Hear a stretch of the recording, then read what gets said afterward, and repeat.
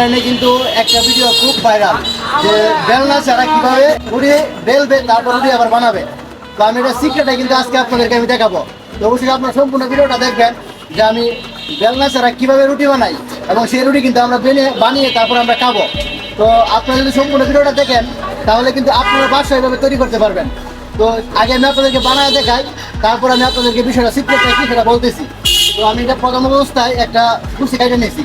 আমি এটা আমার হাত দিয়ে বাইরিব, তারপর আমি রুটিটা বানাবো।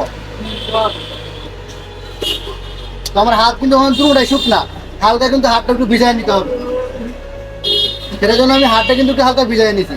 এটা উল্টা পাও, উল্টা পিঠ আর বাউ পিঠটা আপনার দেখে দেখে নেবেন অবশ্যই, যে উল্টা পিঠটা এটা ভিজা হাতে সবসময় লাগাবেন।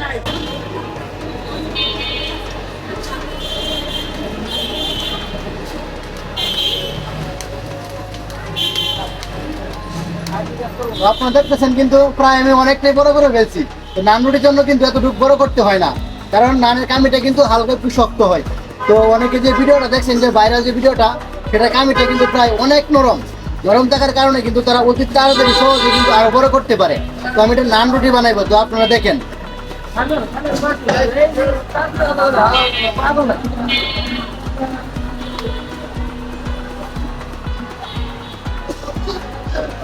দেখতেছেন আমি কিন্তু অলরেডি রেডি করে ফেলছি।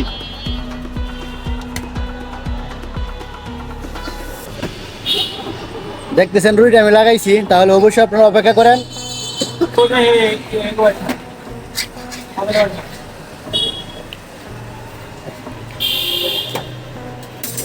তো আপনারা দেখলেন কিন্তু আমি এই বেলনা ব্যবহার না করে কিন্তু আমি এই নান রুটিটা বানাইছি।